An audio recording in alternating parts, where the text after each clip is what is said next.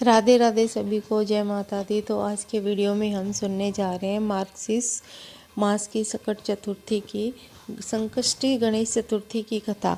एक समय की बात है जब पार्वती जी ने गणेश जी से पूछा कि अघन कृष्ण चतुर्थी को किस दिन किस गणेश की पूजा करनी चाहिए और किस रीत से करनी चाहिए। माता पार्वती के प्रश्न के उत्तर में गणेश जी महाराज ने कहा कि अघन मास में रीति से गजानन महाराज की गणेश जी की पूजा करनी चाहिए और यह पूजा अति शुभ होती है। पूजन के पूर्ण होने पर प्रभु गजानन को अर्घ अर्पित करना चाहिए।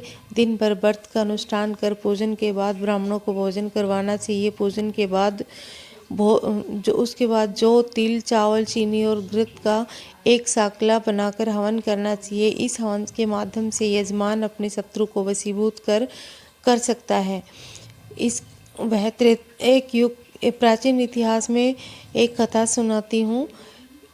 यह त्रेता युग की बात है जहाँ दशरथ नामक एक परम प्रतापी राजा हुए थे। राजा दशरथ को आघेट अति प्रिय था। एक बार आघेट की खोज में राजा ने श्रवण कुमार नामक एक ब्राह्मण कुमार पर शब्दभेदी बाण चलाकर उसकी हत्या कर दी, जिसके परिणाम स्वरूप उस ब्राह्मण कुमार के अंधे माता पिता ने राजा को मरते समय एक कठोर श्राप दिया कि जिस प्रकार हम आज पुत्र शोक में तड़प तड़प कर अपने प्राण त्याग रहे हैं, उसी प्रकार एक समय तू भी पुत्र शोक में अपने प्राण त्यागेगा। राजा को मिले इस श्राप के चलते वो बड़े चिंतित हुए। राजा ने अपने अंतिम काल में पुत्र आशा से ग्रसित हो पुतेष्टि यज्ञ का अनुष्ठान किया, जिसके फलस्वरूप भगवान श्री हरि राजा दशरथ के घर में श्री राम स्वरूप में अवतरित हुए और माता लक्ष्मी जानकी रूप में अवतरित हुई। अपनी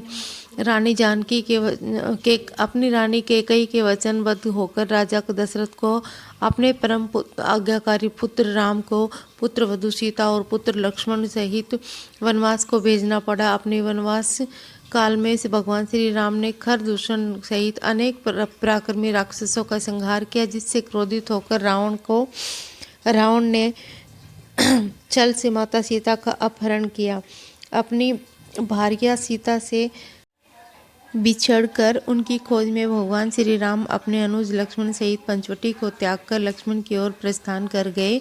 वहीं आगे जाके वे ऋषिमुख पर्वत पर आ पहुंचे और वनराज सुग्रीव से मित्रता की। वहीं उन्हें हनुमान जैसा परम भक्त और सखा भी मिला। सीता माता की खोज करने हेतु पृथ्वी की सभी वानर प्रजाति को एकत्रित किया गया और अलग अलग टुकड़ी में बांटा गया।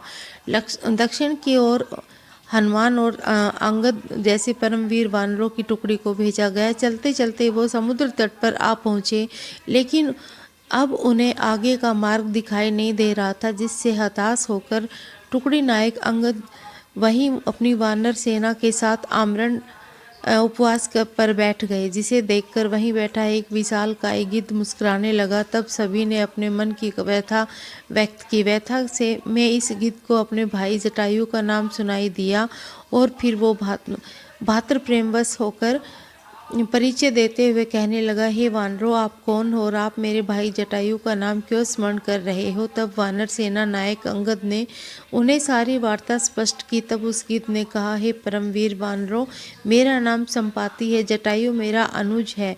आप जिस माता सीता की खोज के लिए निकले हैं, मैं जानता हूँ कि वो इस समय कहाँ है और वो इस समय इस समुद्र के उस पार लंका नगरी में स्थित अशोका वाटिका में एक वट वृक्ष के नीचे गहरी चिंता में बैठी हुई है।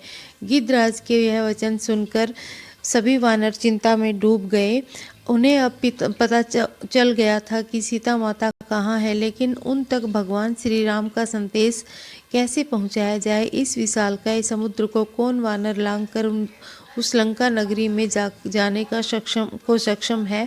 जिसके उत्तर में गिद्धराज संपत्ति ने कहा, हे वीर वानरों, चिंता न करो, माता सीता तक भगवान श्री राम का संदेश पहुंचाने के लिए केवल एक वानर आप सभी में से सक्षम है। वही प्रतापी वानर इस विशालकाय समुद्र को लांघ कर उस पार जा सकता है। सभी वानरों ने तब गिद्धराज से कहा, कृपया आप उस वानर का नाम हमें बताएं। तब गिद्धराज ने संपाति ने पवन पुत्र हनुमान जी का नाम लिया। हनुमान जी ने अपना नाम सुन चिंता में आ गए और गिद्धराज से पूछने लगे कि हे गिद्धराज, आपको ऐसा क्यों लगता है कि मैं ही इस कार्य के लिए उपयुक्त हूँ? मेरा मार्गदर्शन करें।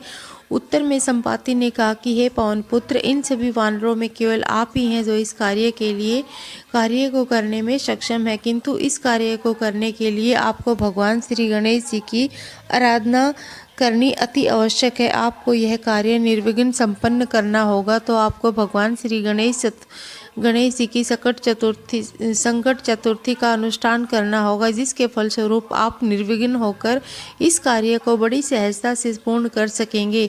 यही नहीं, आप शत्रु पर पूर्ण विजय भी प्राप्त कर सकेंगे। गिद्धराज की बात सुनकर पवन पुत्र हनुमान जी ने विघ्न विनाशक गणेश चतुर्थी का व्रत का अनुष्ठान किया और इस व्रत के प्रभाव से वह क्षण भर में समुद्र लांघकर लंका नगरी में पहुंच गए और निर्विघ्न अपना कार्य संपन्न कर पुनः प्रभु श्री राम के समक्ष उपस्थित हो गए। कहा जाता है कि इस व्रत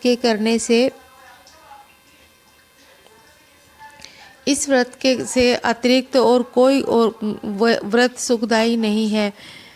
भगवान श्री कृष्ण ने महाराज युधिष्ठिर को भी यही व्रत करने की सलाह दी थी। इस व्रत के प्रभाव से आप क्षण भर में अपने शत्रुओं पर विजय प्राप्त कर सकते हैं और इस संपूर्ण राज्य के अधिकारी बन सकते हैं।